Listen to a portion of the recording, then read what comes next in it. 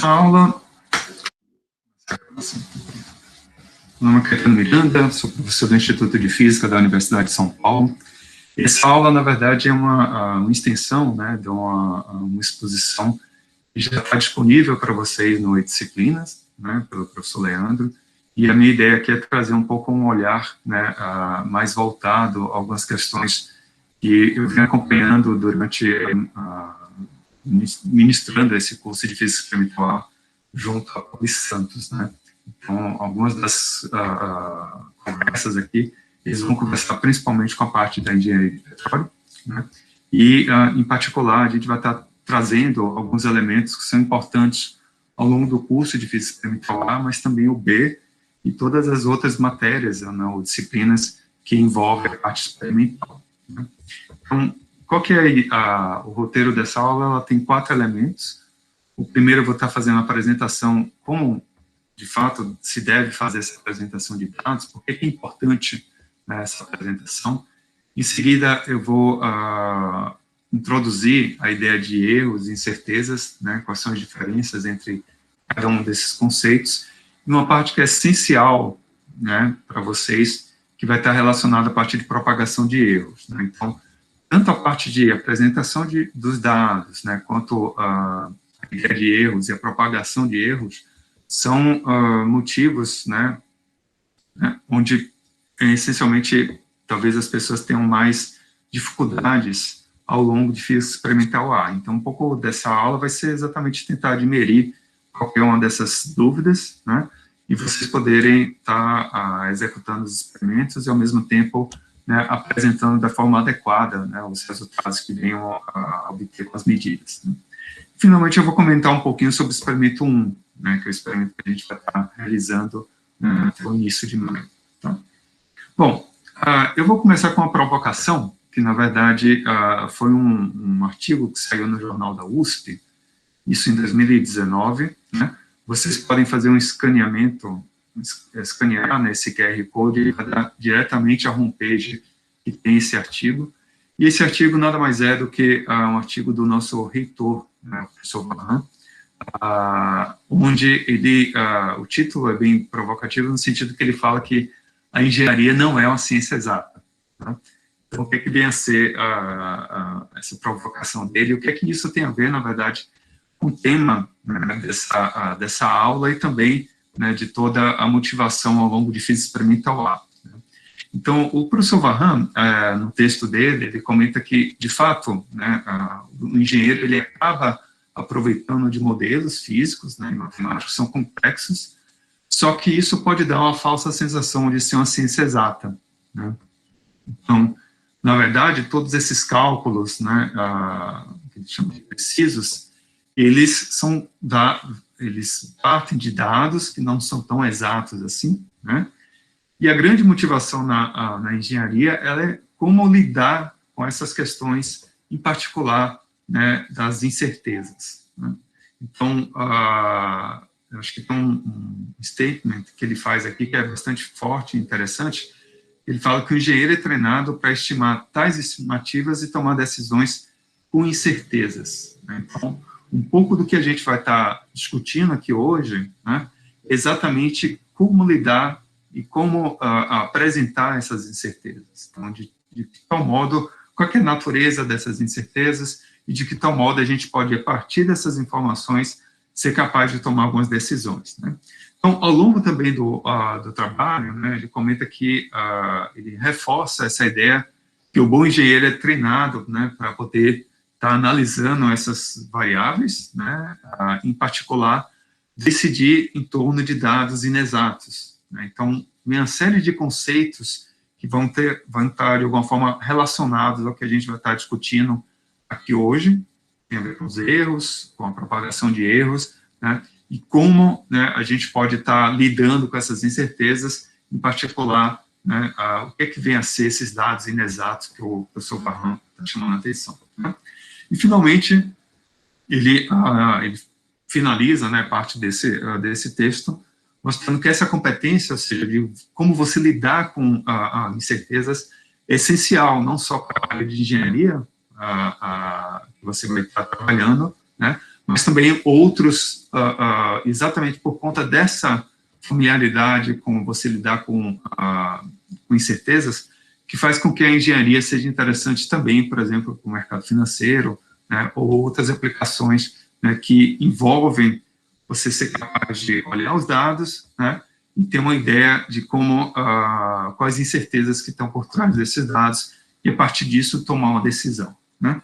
Então, eu recomendaria fortemente, né, a leitura desse artigo, né. De novo, você pode fazer um scan desse QR Code, ele já vai dar diretamente para você, você vai chegar nesse artigo a partir dessa informação, né. Então,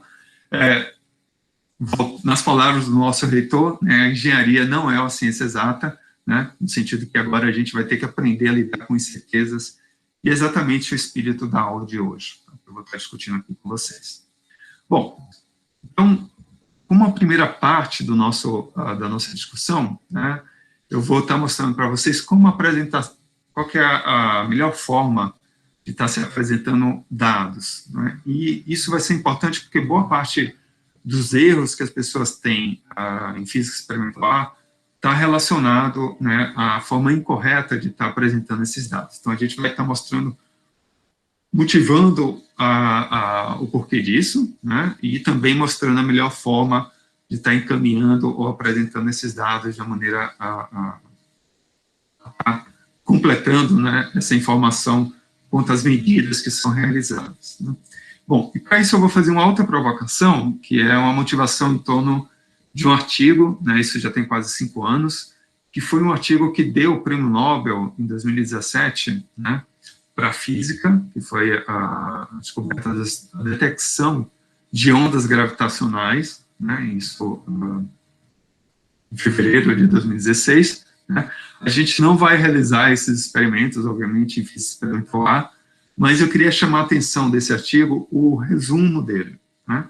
Então, no caso, você pode acessar esse artigo de novo, né, a partir desse QR Code, que ele vai te dar exatamente a revista Physical Review Letters, que é uma das principais revistas da física, né, e nesse fascículo, nessa edição, né, houve a publicação, né, da primeira detecção de ondas gravitacionais. Então, vamos dar uma olhada no artigo, no resumo do artigo, né. Então, o resumo do artigo, ele é bastante interessante pelo seguinte, né. Bom, o título ele já mostra de onde vai, quais informações que a gente vai estar obtendo, né, o que ele está querendo mostrar em termos de fenômeno. Vai ser a detecção, a observação de ondas gravitacionais a partir de buracos negros, né. E se você lê ao longo do resumo, né, você vai ver que boa parte da maneira como os autores escolheram para estar apresentando, né, essa descoberta, ela tem a ver com a parte das incertezas. Então, eles tinham que garantir que, de alguma forma, a observação que eles estavam fazendo, né, era, de fato, crível do ponto de vista estatístico, né, e, portanto, estaria dentro, né, do esperado para uma apresentação de resultados, né. Então, se a gente for olhar com mais cuidado, né, ele chama a atenção dessa razão entre sinal ruído, da ordem de 24, ou seja, extremamente alto, né. Ele fala que isso seria um alarme falso, né, como sendo um evento em 203 mil anos, ou seja, algo que também, estatisticamente, né, seria bastante favorável para dar credibilidade a essa observação, né, bem como ele comenta que você tem uma significância, né, da ordem de 5,1 sigma. Isso vai ficar claro para a gente ao longo dessa aula, né. E, finalmente, ele mostra que todas as incertezas, né, estariam dentro de 90% de intervalos úteis, né. Então, portanto, você vê que boa parte do resumo, né, para a descrição das observações das ondas gravitacionais, ela tem a ver com como você está apresentando os dados, né. Então, esse artigo foi o que deu origem, né, no ano seguinte, já os autores desse artigo, os principais responsáveis por esses experimentos, né, eles acabaram ganhando o Prêmio Nobel de Física, né, por essa observação, né. Então, olha o cuidado que se tem, né, em como você está apresentando, né, os dados, em particular, para uma observação como essa, né? Então, essa é um pouco da ideia por trás do que a gente vai estar discutindo e desenvolvendo aqui ao longo de Física Experimental A, né? Então, quem tiver curiosidade, de novo, você pode fazer escanear esse QR Code e já vai dar diretamente, né, acesso a esse artigo no Physical Review Letters. Então, ele tem um interesse histórico, porque foi graças a essas colaborações, o Igor e o Virgo, que teve essa primeira detecção de ondas gravitacionais, que logo em seguida, né, em menos de um ano, os autores desse trabalho acabaram recebendo o Prêmio Nobel de Física em função da importância que foi essa observação. E, de novo, a preocupação aqui foi de mostrar que, de fato, as medidas que estavam sendo realizadas eram acuradas o suficiente para evidenciar, né, essa observação dessas ondas gravitacionais. Então, essa, de novo, uma motivação em torno por que a importância, né, de estar apresentando esses dados, né? Bom, aí vem a ideia que eu vou discutir com vocês sobre medidas e incertezas, né? E a gente vai fazer esse paralelo entre o que foi apresentado nesse artigo e também alguns dos pensamentos e colocações que foram encaminhadas pelo nosso professor Barran, né, o reitor da Universidade de São Paulo, quanto como a engenharia, os engenheiros ou engenheiras, né, deveriam estar lidando, né, com medidas de incerteza. Então, de fato, a engenharia não é a ciência exata, mas se ela tem que aprender, né, a lidar com esse conceito de incerteza, e a partir dessas comparações, ou a maneira como você vai estar mostrando esses dados, é que, de fato, você pode tomar decisões mais críveis, né, quanto dentro dos intervalos que a gente pode estar realizando, né. Bom, então, o que vem a ser esse conceito? Eu vou deixar ele um pouco menos abstrato, né, e mais geral. Bom, então, vou começar considerando um certo conjunto de medidas. E esse conjunto de medidas, ele poderia ser o tempo, né, poderia ser o peso, poderia ser distâncias, né, então, várias variáveis, né, e eu vou estar tomando um conjunto de dados, né, de 1 até n, e isso vai compor, né, esse conjunto, ele vai compor os meus dados, né, ou seja, as medidas que eu estiver realizando com um determinado instrumento, né, que poderia ser um cronômetro, poderia ser uma régua, um paquímetro, né, uma balança e assim por diante. Bom, a questão toda agora é como eu vou estar apresentando, né, essas medidas e o que está por trás dessas medidas, né. Então, é sempre importante, né, mostrar que essas medidas, ela sempre vai conter algumas informações. Isso vai ser essencial para vocês ao longo de Física Experimental A, porque a gente vai precisar, né, e vocês vão ser, de alguma forma, avaliados em relação a isso, né, e cada medida que você apresentar, né, no seu relatório, no seu trabalho, né, ela vai ter que conter essas informações e a gente vai estar verificando, né, se de fato vocês levaram isso em conta, né. Então, a primeira é o valor da grandeza, né, essencial, né, ou seja, qual é o valor absoluto daquela medida que você está realizando. A segunda, ela está relacionada com a incerteza da medição, né, ou seja, quais os erros ou incertezas que você teria, né, vinculadas àquele processo de medida, né. E, finalmente, a unidade, né, dessa grandeza que você mediu. Então, não adianta nada, isso é muito comum em termos de erros, né, você está colocando qual que é o valor, né, esquecendo, às vezes, a incerteza, e a incerteza ela vai ter que, de alguma forma, representar, né, o erro que a gente teria naquela medida, e, finalmente, a unidade. Então, esquecer qualquer um desses valores aqui, ou melhor, dessas informações, ela acaba não trazendo a informação por completo, né, e aí vocês vão ver que, muitas das vezes, grande parte dos erros dos discentes na disciplina de Física Experimental A não está levando esses pontos em consideração. Então, muito cuidado, né? Toda vez que você for apresentar uma medida, sempre pense nesse checklist, né? Eu coloquei o valor da grandeza, sim, qual que é o valor da incerteza que foi inerente àquela medida, né? E qual que é a unidade. Então, não adianta nada você ter o valor da grandeza e o valor da medição, você tem a informação da unidade, por exemplo, né? Porque você perde a noção da ordem de grandeza, você perde a noção do que de fato está sendo medido. Tá? Então, tenho sempre em mente, né, essa ideia que, quando a gente for apresentar uma medida, a gente vai precisar incluir, né, essas três informações. Bom, então, dito isso, agora eu preciso definir cada uma delas, correto? Então, o que estaria ligado ao valor da grandeza, o que está ligado, de fato, à incerteza dessa medição que eu vou estar realizando, né? E qual seria a maneira mais prática, né, de estar trazendo as unidades para essa minha medida, né? E aí vai entrar um outro conceito, que é o conceito de ordem de grandeza, né, que muitas de vocês provavelmente já estão familiarizados, né, tanto no ensino médio quanto em física 1 e 2, em teoria, né?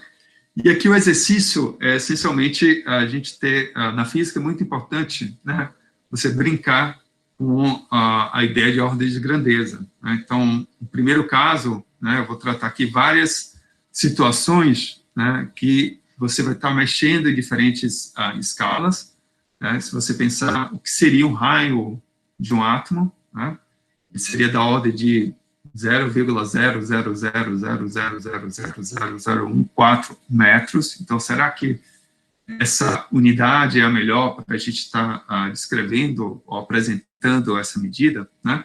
Se a gente for para um outro lado, em termos de escala, na escala astronômica, né, você tem um raio da Via Láctea, que seria 470, e aí vem todos esses zeros aqui acompanhando, né, se a gente for levar em consideração a unidade metro como unidade de distância, né? E, ao mesmo tempo, se eu for apresentar, por exemplo, a velocidade da luz, né, em termos de precisão, a gente teria algo dessa ordem, né? Então, 299.792.458 metros por segundo. Então, é a melhor forma de estar apresentando, né, esses dados.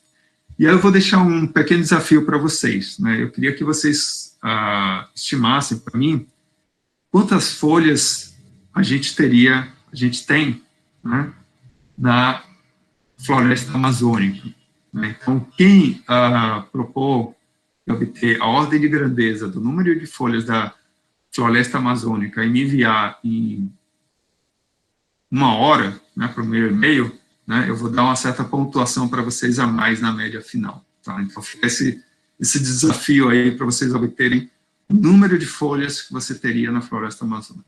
Tá? Bom, então, dada essa apresentação, que a gente já de cara observa que ela talvez não seja a melhor maneira de estar mostrando ou apresentando dados, né, essas medidas físicas. Então, o que seriam boas maneiras de se fazer isso, né? Então, eu poderia, né, estar utilizando de algumas técnicas, né, ou ferramentas, do ponto de vista de linguagem, né? Então, o raio atômico poderia simplesmente, ao invés de tratar como metros, eu dizer que ele agora é da ordem de nanômetros. Então, você teria 0,14 nanômetros. Isso já te dá uma ideia, né, do que, em termos de ordem de grandeza, né, seria o tamanho de um átomo, né? No caso do raio da Via Láctea, né, ao invés de colocar todas esse montante de zeros, né, que acompanham essa medida, né, eu poderia simplesmente dizer, né, que seria 4,7 vezes 10 a 17, ou seja, usar a notação científica, né, como uma maneira de simplificar, né, essas medidas que a gente vai estar realizando, né? E, finalmente, para a velocidade da luz, né, eu também poderia usar esse artifício, né? Então, vou dizer que a velocidade da luz seria 3 vezes 10 a 8 metros por segundo. Mas aí note algo importante aqui, que é a maneira como eu apresento essa unidade, essa medida, né, e a maneira como eu estou apresentando essa medida, né? O que é que tem de diferente entre essas duas apresentações, né? Então, apesar da gente estar falando das mesmas ordens de grandeza, né, 10 a 8 metros por segundo, né, ela não é o mesmo valor. Por que não? E no momento que eu apresento a minha medida dessa forma, eu estou dizendo que o meu erro associado, minha incerteza, ela está nessa casa decimal aqui. Tá? Então, eu tenho uma precisão, né, que seria dessa ordem de grandeza. Né? Enquanto, quando eu apresento dessa maneira, né, eu estou dizendo que minha imprecisão, a minha incerteza, ela estaria nessa casa. Então, note a diferença. Né? Aqui eu teria uma incerteza, né, que estaria apresentando dessa ordem, 10 a 7, enquanto aqui, né, ele seria da ordem da unidade de metros por segundo, porque minha incerteza está nessa casa aqui. Então, a maneira como você apresenta, né, apesar de eu estar apresentando na mesma ordem de grandeza, né, ela traz informações que são informações distintas. Tá? Então, dessa forma, né, é dessa maneira como a gente vai estar apresentando aqui, né, essas as medidas, né, então, utilizando dessas várias ferramentas. Então, a gente vai estar utilizando potência de 10 para facilitar a leitura. Eu vi uma mensagem aqui no chat, né, quanto à atividade do Moodle. Então, sim, a gente pode, no Moodle é possível você escrever a inotação científica. Se lembre que a linguagem que o Moodle usa para a gente colocar texto é uma linguagem que é baseada no LaTeX, né, e existe um manualzinho, né, no próprio Moodle, como está escrevendo, né, pelo menos as ordens de grandeza, ou informações são subscritas ou sobrescritas, né, e vão permitir que a gente possa escrever dessa forma. Tudo bem? Então, qualquer dúvida em relação a isso, né, minha sugestão é de dar uma olhada lá no manual que fala sobre LaTeX. Isso vai permitir que você possa escrever, que é exatamente a maneira como é colocada no Moodle, né, a apresentação de texto. Tá? Então, a gente usualmente faz uma barra, exatamente como está aqui, um barra S maiúsculo, e aí ele vai aparecer sobrescrito, ou se é o S minúsculo, subscrito. Né? Mas essas informações estão lá, tá bom? Bom, então essa é uma primeira discussão quanto à ordem de grandeza. Bruno também faz uma pergunta quanto ao LaTeX. Sim, é obrigatório, porque esse é o sistema que funciona no Moodle. Tá? Então, vale a pena aí o exercício em 5 minutos, vocês vão ser capazes de dominarem, né, como está apresentando as equações no LaTeX. Legal? Essas informações lá no Moodle, como está apresentando via LaTeX no próprio ambiente que a gente disponibilizou. Bom, então, só trazendo uma questão quanto à parte de ordem de grandeza, né, e dentro desse contexto da indústria de petróleo e gás, né, em particular do interesse para a parte de engenharia de petróleo, né, então, note qual que é o problema na engenharia de petróleo. Né? A gente tem o que seria, vou voltar aqui, moléculas, ou seja, hidrocarbonetos, né, que são da ordem de nanômetros, angstronanômetros, né, e a gente quer fazer com que essas moléculas, né, acabam percorrendo todas essas escalas aqui, em termos das escalas espaciais, né, só considerando a parte espacial.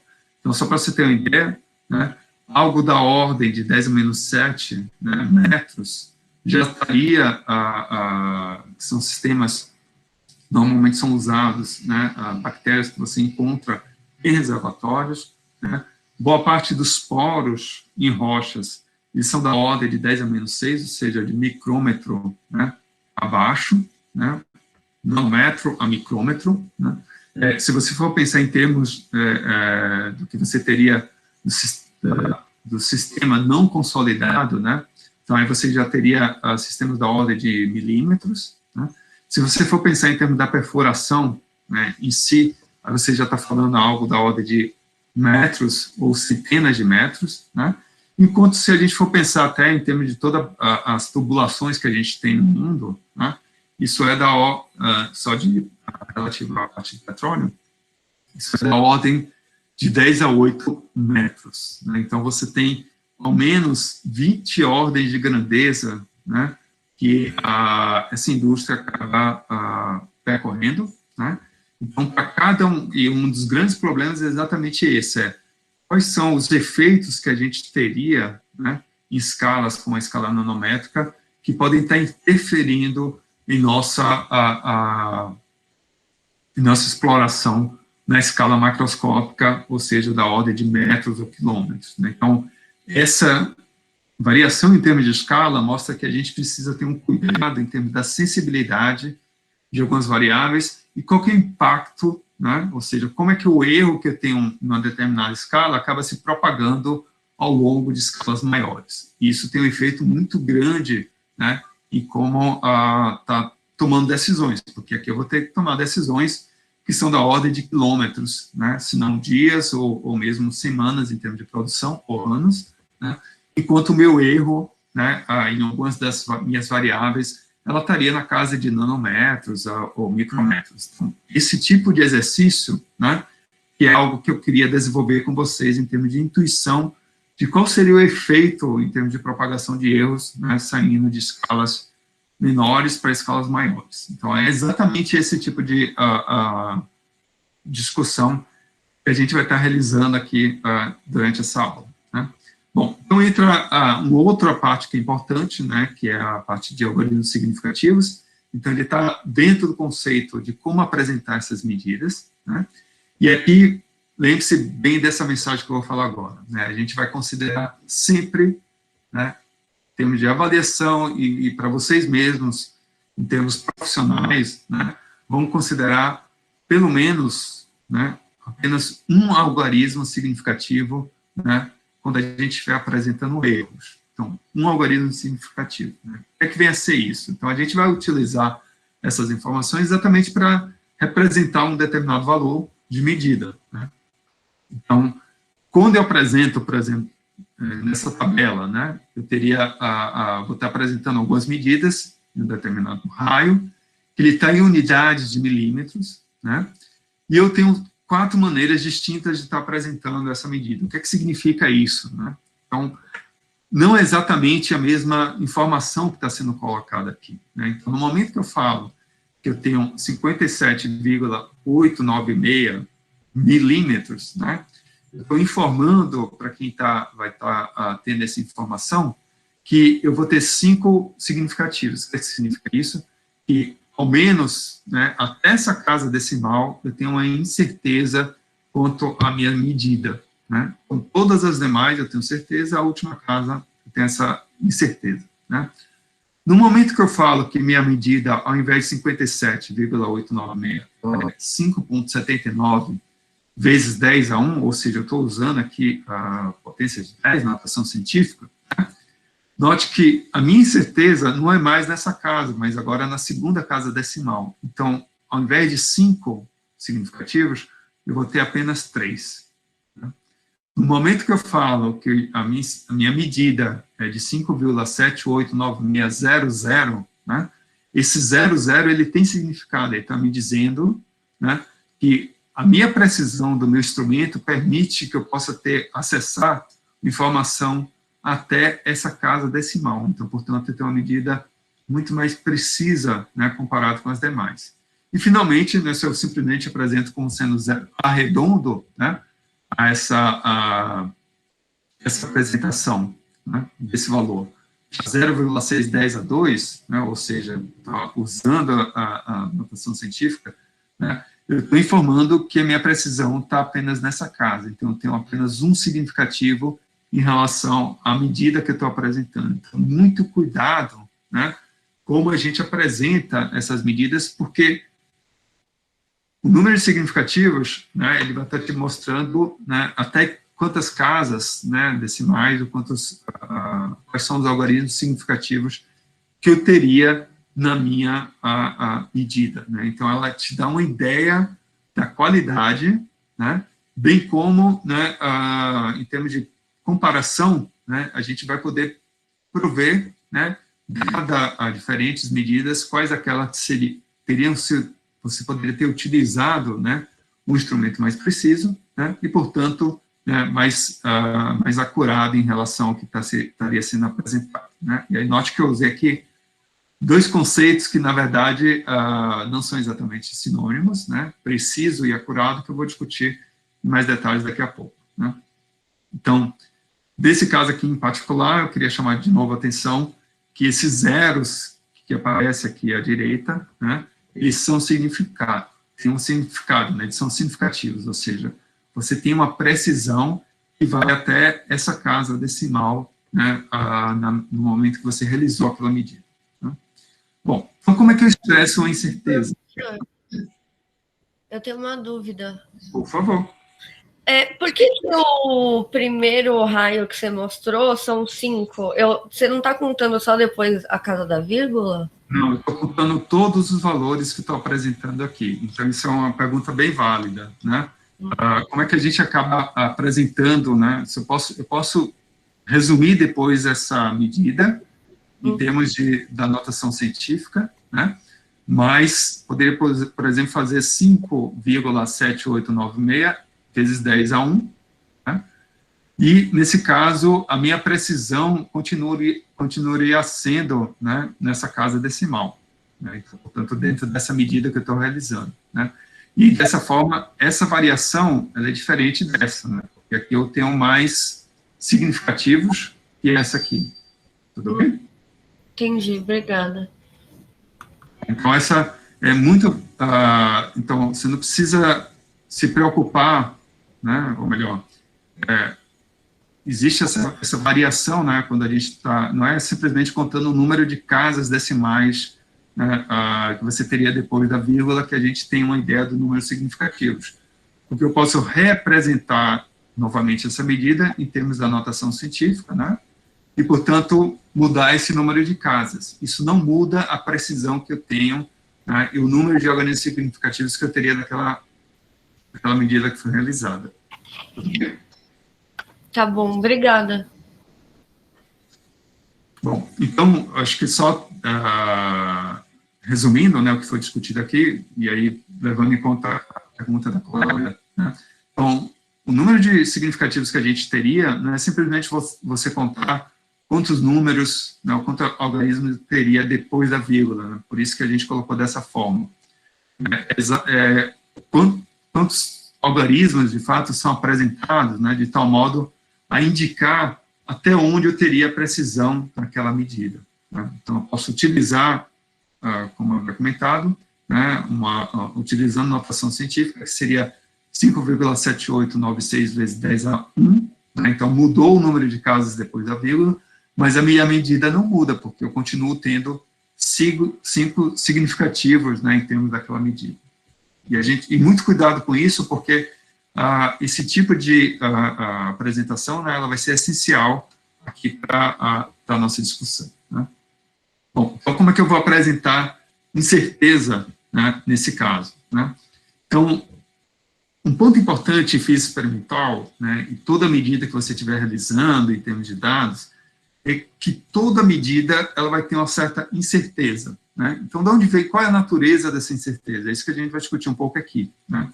Então, quando estiver apresentando uma medida, né, eu preciso apresentar qual o valor dela, né, qual seria a incerteza dela e qual unidade, né, eu teria que foi realizada aquela medida. Então, note que, se eu for pegar, por exemplo, o comprimento dessa barra, né, a chorada, né, a gente teria um certo valor, e que note que ela acaba caindo, né, entre dois dos dígitos, né, que apresentam aquele instrumento de medição, né, poderia ser, por exemplo, a régua, né.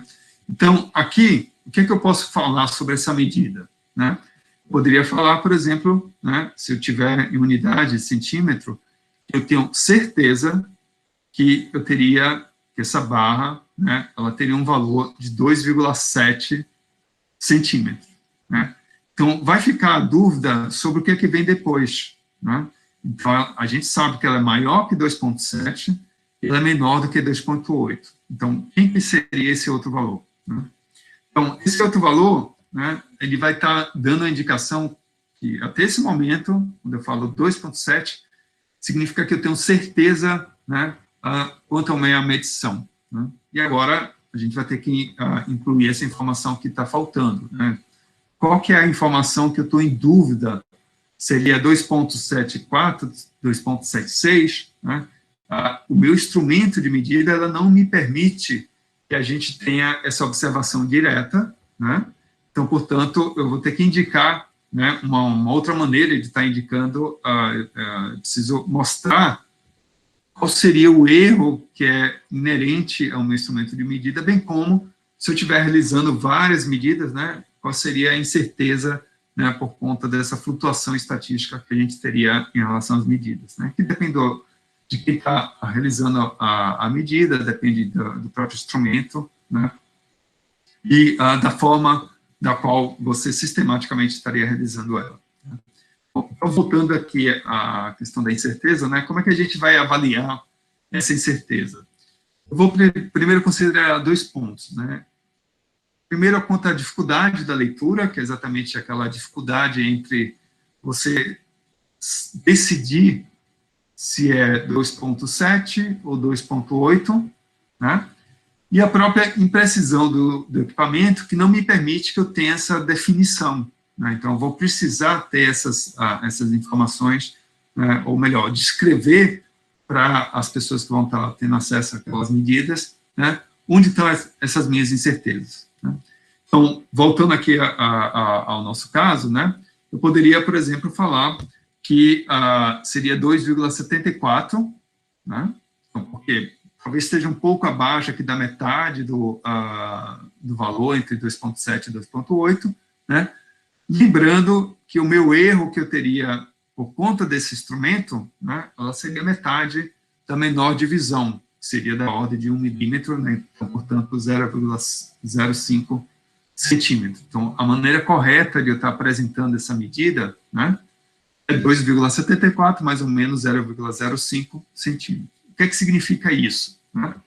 Bom, significa que o meu erro, né, e de novo, esse valor aqui, ele veio como sendo a menor divisão, né, desse meu instrumento, né, e a gente vai usar essa regra ao longo de física experimental A, né, e também B.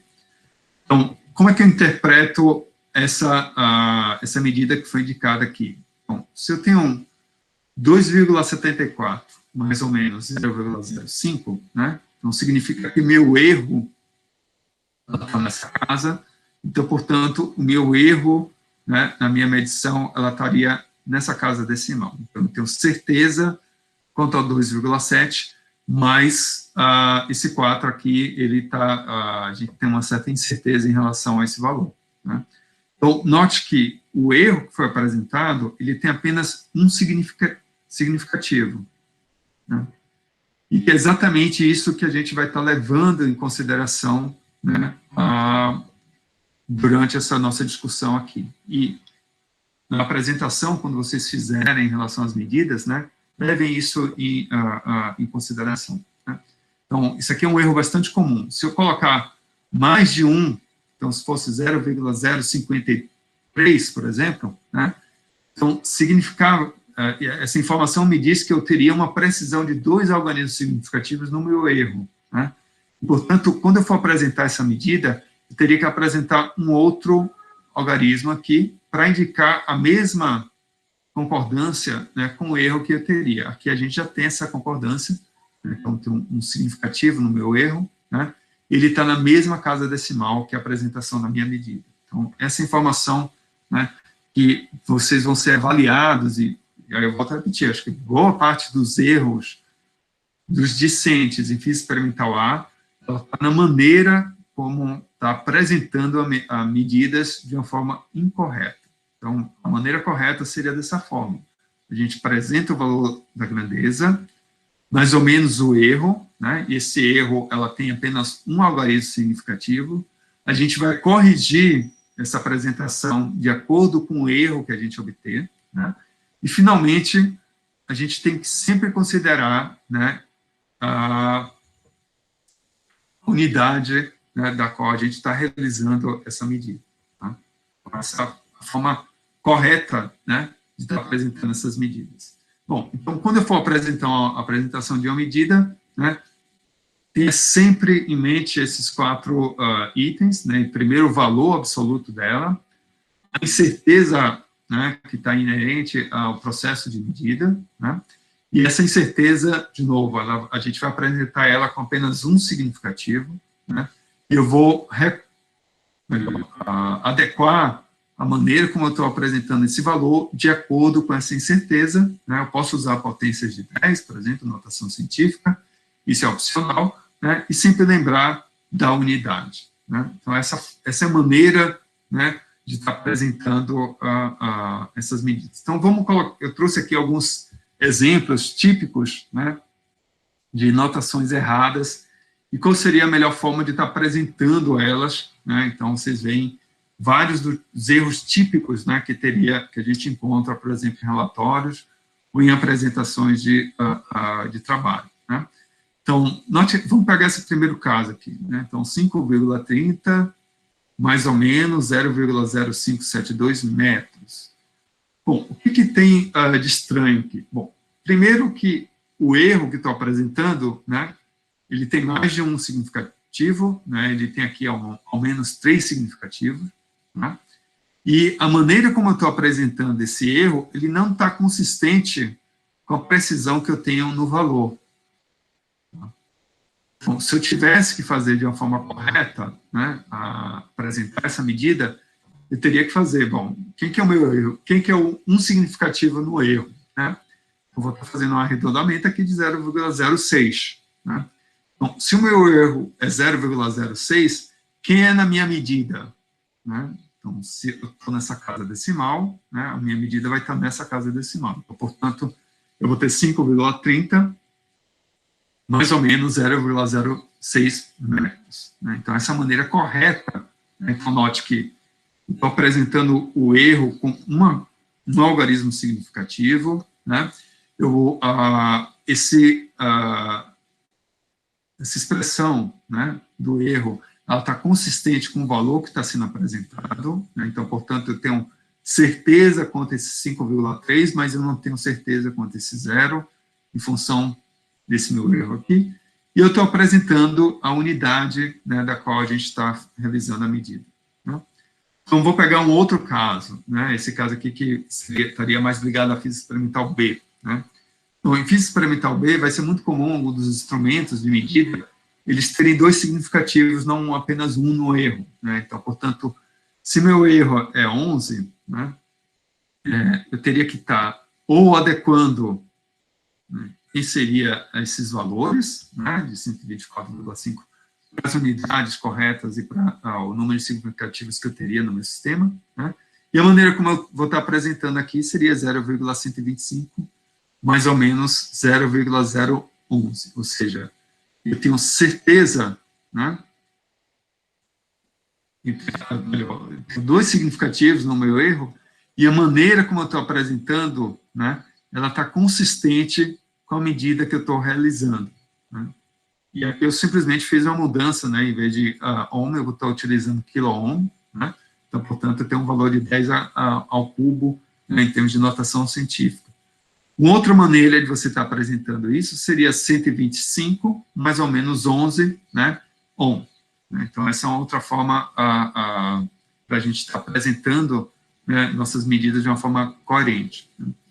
Aqui um outro caso, né, então note que ao invés da gente carregar todos esses zeros na nossa medida, a gente pode simplesmente estar utilizando, né, de uma forma as unidades, né, então aproveitando, quando eu estou falando de nanosegundos, ou seja, 10 a menos 9 segundos, né, de tal forma que a minha apresentação dessa medida ela é muito mais econômica, né, esteticamente mais interessante, e já traz toda a informação que eu preciso, né. Então, eu tenho um significativo, né, o meu erro estaria nessa casa decimal. Então, aqui eu precisaria estar incluindo, né, esse valor aqui, por exemplo, ele não teria nenhum significado dentro da minha medida. Né? E, finalmente, né, de novo, nós chamando a atenção que, usualmente, a gente apresenta essas medidas com apenas um significativo, né? Então, portanto, esse 2,6 ele vira 3, né? E a maneira como eu estiver apresentando a minha medida vai ser de tal forma que está consistente, né? Então, a unidade do meu erro está consistente com a última, né, o algarismo que eu tenho dúvida em relação à medida que eu estou realizando. Né? Então, portanto, seria 45 mais ou menos 3, 10 a 1 quilômetros. Então, essa é a forma, né, pelo menos o que está apresentado aqui no lado direito dessa tabela, o que espero que vocês tenham, sempre podem voltar aqui à discussão, se ficar na dúvida, né, de como está encaminhando a apresentação das medidas, vocês vão ver que boa parte dos exercícios que fiz experimental A vai ser isso, e a boa parte dos erros que vocês vão ter vai ser exatamente nisso, né? Então, muito cuidado com essa apresentação. Então, a gente vai ter sempre essas proposições, né? O valor, a grandeza, a incerteza dela, essa incerteza tem um significativo, né? Qual é a potência de 10, se você puder usar para tornar essa apresentação mais sintética, né? E qual é a unidade relativa àquela medida. Então, é dessa forma, né, que a gente apresenta a medida. Então, muito cuidado, né, com essa apresentação, né? Então, aqui eu só chamo a atenção dos significativos, né? Então, portanto, a maneira como a gente estiver apresentando os erros e como estiver obtendo esses erros durante os nossos processos de medidas, né? Bom, aí havia uma discussão, eu chamei a atenção na maneira como eu estava colocando as medidas, né? E a gente tem essa ideia de precisão e exatidão. E aqui eu quero discutir um pouco sobre o que é cada uma delas, né? Em particular, que isso vai nos ajudar a entender o que é acurácia, ou seja, quão bom são os dados experimentais, os dados que a gente está obtendo ao longo dessa medida, né? Então, a precisão, ela vai estar ligada ao valor, né, do desvio padrão, ou seja, a gente vai encontrar isso de uma forma estatística, né? A gente já vai apresentar, né? Então, quando você tem um desvio em relação a esse padrão, ou seja, em torno da média, né, você vai ter essa noção que, se esse desvio é pequeno, né, então você tem medidas muito parecidas, a gente pode dizer que é uma precisão na medição, né? A exatidão, que está ligada ao conceito de acurácia, ela está ligada ou não à presença de erros sistemáticos, e a gente vai precisar definir o que são esses erros sistemáticos, né? Então, quando a gente tem um erro sistemático, né, mostra que a gente não tem exatidão. A gente pode ter precisão, ou seja, em torno de uma média, né, você tem pequenas variações, mas essa média está deslocada em relação ao valor real, né, ao valor verdadeiro daquela medida, né? E aí, acho que a melhor maneira de você lembrar, né, da diferença entre precisão e exatidão, e dessa forma, né, ter plena consciência quando a gente estiver lidando na nossa disciplina, é a seguinte, né? Então, imagine esse primeiro caso aqui. Então, a minha medida verdadeira vai ser exatamente esse ponto, né, o tiro ao alvo, onde o alvo está bem no centro, né, desse alvo, né? Se eu tenho medidas, que são esses pontinhos pretos, então, em torno, né, você tem uma pequena dispersão, né? Então significa que eu tenho precisão.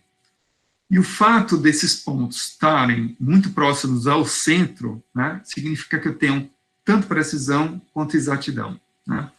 Agora, imagine um outro caso, né? Um caso onde eu tenho medidas, essas medidas, elas estão em torno de uma média, né? Só que essa média, né, se eu for tirar o valor em torno dessas medidas aqui, ela está longe do que seria, né, o nosso valor-alvo. Então, significa que, por algum motivo, né, eu tenho uma precisão, mas eu não tenho exatidão, né? Ou seja, os meus dados estão em torno, são medidas parecidas, elas estão em torno de um certo valor, mas esse valor está bem longe do valor real, né, do valor verdadeiro daquela medida, né? Bem como eu poderia ter um caso onde eu nem tenho precisão, ou seja, meus dados estão dispersos, né, ao longo desse alvo, e mesmo essa média desses dados dispersos, ele está longe da exatidão, né?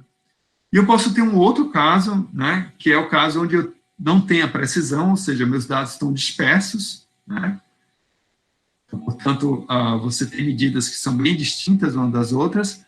Contudo, se eu tirar a média, né, desses dados, ele vai cair bem próximo, né, ao meu alvo, ou seja, para a minha medida verdadeira, né. Então, esse é o tipo de caso onde a gente não tem precisão, mas a gente tem exatidão. Então, muito cuidado com esses conceitos, né. Então, precisão vai estar ligado ao quão, né, esses meus dados podem estar dispersos, enquanto exatidão ele vai estar ligado, né, ao fato de você estar próximo ao valor real, né, da tua medida, que usualmente a gente não conhece, né? Então, aí vem a maneira, né, e eu preciso agora definir melhor quais as origens desses erros que estariam associados a essas medidas, tudo bem? Então, dessa forma, é assim que a gente apresenta as medidas, e eu queria chamar a atenção quanto a essa diferença entre o que é preciso e o que é exato, né? Ou melhor, o que significa acurácia, o que significa precisão. Ela aqui, no nosso curso, né, e você vai carregar ao longo da sua vida profissional, existe uma diferença muito significativa entre um e outro, né? Então, precisão, de novo, ela está ligada a quão disperso estão as suas medidas em relação à média, enquanto que a exatidão, ela está ligada com a sua média está próximo do valor verdadeiro, né? E que muitas vezes a gente não conhece ou não tem certeza, né? Então, nesse momento eu vou dar uma pequena pausa, para a gente vai discutir aqui quanto aos erros, né?